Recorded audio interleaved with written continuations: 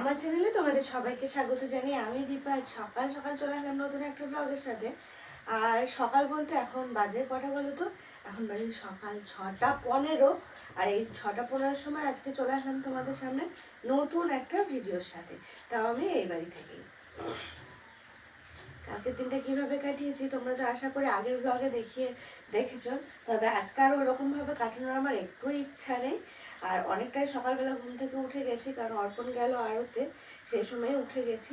উঠে একটু পায়চারি করছিলাম বারান্দাতে, তারপরে পায়চারি করে নিজে একটু হালকা পাতলা একটু ফ্রেশ হয়ে চলে আসলাম ঘরে বিছানাটা তোলার জন্য। এখন ড্রেস চেঞ্জ করে নিই, এটা চেঞ্জ করব। চেঞ্জ করে আমার হাতে কিছু কাজ আছে, মানে মোবাইলে কাজ আছে, সেগুলো সারবো। সেরে ইচ্ছা আছে আমার নিচে যাওয়া, যদি অর্পণ চলে আসে তার মাঝে একবার, তাহলে আর আমার যাওয়া হবে না। আর ও যদি না আসে তাহলে যাওয়া হবে।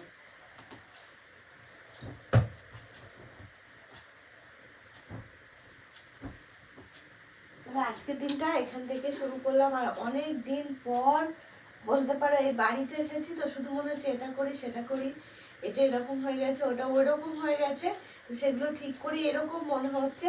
যদিও আমার হাত পা বাঁধা এখন, মানে আমি কিছুই করতে পারবো না, মানে করবো না।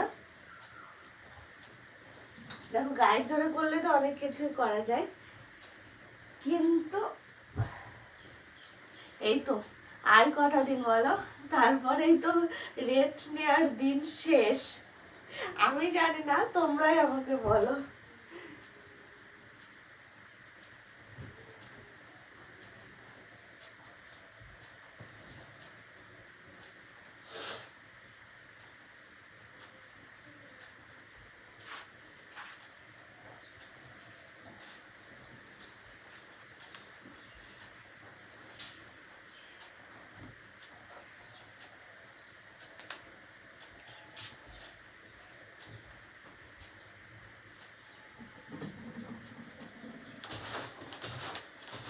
দেখো সেম বেড কভার কিন্তু আমি এই বাড়িতেও অর্ডার দিয়েছিলাম, কারণ ওইটা যখন আমি অর্ডার দিই, যখন আসে অর্পণ ভেবেছিল এই বাড়ির জন্য, আর ওর খুব পছন্দ হয়েছিল।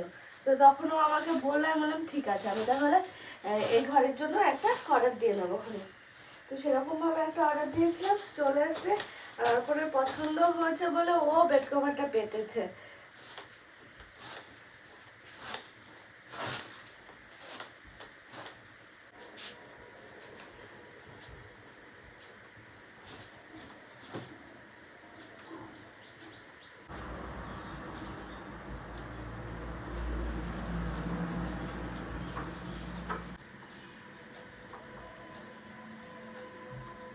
এসেছিলাম এ বাড়িতে 5-6টা দিনের জন্য, তার মধ্যে দেখো 2টো দিন অলরেডি কাটিয়েই দিলাম, আর মাত্র 4টে দিন।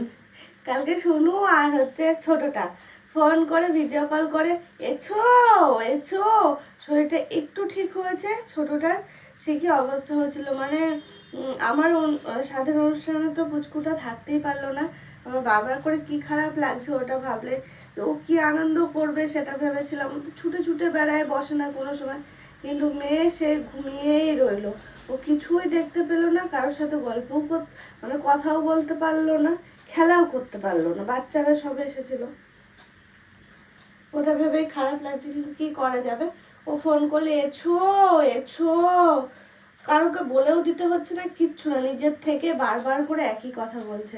আমি দাঁড়া শোনা যাবো, এই তো আর মাত্র 4-5টা দিন, দাঁড়া। শুনু ফোন করে বলছে কবে আসবে তুমি? আমি বলছি হিসাব কর, আমি যাব হচ্ছে মঙ্গলবার কিংবা বুধবার। তো সেরকমভাবে ওকে বলে বলে ঠেকালাম।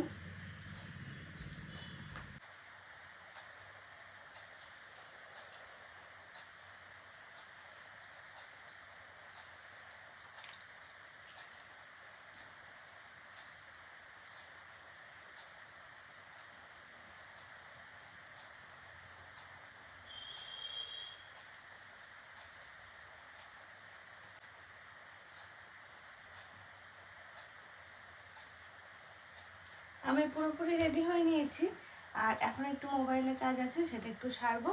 সেরে নিয়ে তারপরে আমি একটু নিচে যাওয়ার চান্স নেব।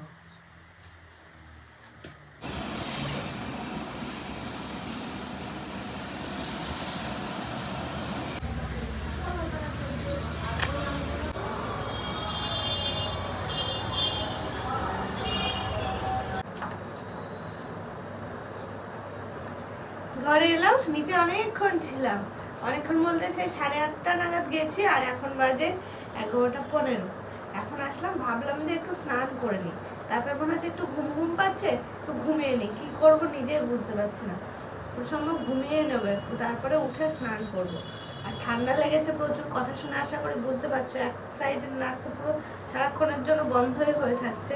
তেল মালিশ চলছে রীতিমতো, জানি না কতক্ষণে ঠিক হবে,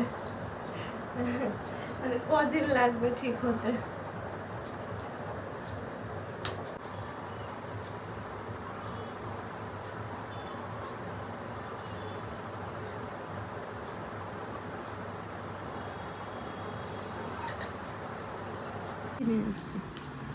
কাসুন্দি দেওয়া হচ্ছে, কাসুন্দি একটু আগের লোকটা নিয়েছে তারটা লেগে আছে। অল্পকে পেয়ারা মাখা নিয়ে আসতে বলেছিলাম, এই দেখো খাওয়া হয়ে গেছে আমার হাত, এখন এতটা রয়েছে। তুমি খাবে না? নিচে দিয়ে আসলে না? না নিচে খাবে না। আচ্ছা নিচে দিলে কি আর ইয়ে দেবে। उस मकान में छुपे हो, लेकिन अगर अभी भी सुनवाई नहीं किया तो आगे कहाँ छिपोगे, ये बात है। बाय द वे एक पेपर और लीक हो गया ऊपर। এখন দেখতে দেখতে বিকাল হয়ে গেল, ওদিকে আজকে হচ্ছে উল্টো রথ, আর উল্টো রথে বুঝি আমাকে নিতে এসেছে মেলায় যাওয়ার জন্য, বলতে এসেছে বৌদি মেলায় যেতে হবে তো। আমি বলছি এবছরটা ছাড়, সামনের বছর সবাই মিলে যাবো একসাথে পুচকা পাচকা নিয়ে, এবছর আর যাচ্ছি না। বুঝি আর আমি গল্প করছি, বললাম একটা চেয়ার নিয়ে আসতে, ঘর থেকে চেয়ার নিয়ে আসুন, ওখানে বসে পড়েছে ওরা। অনেকদিন পর বুচিকে দেখলাম, তো বুচিকে বলছি বুচি আর বেশি দিন নেই, এবার হচ্ছে বুচির দায়িত্ব সব আমার বাচ্চা কাচ্চা মানুষ করা।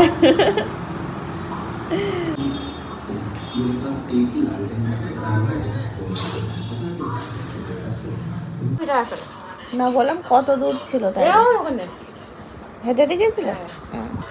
ভিড় হয়েছে। আর ফুচকা খেয়েছো? এখন যাবো, কত দেরি আছে যাওয়ার। তখন খেয়ে ওখানে, তারপর টাকা দিও।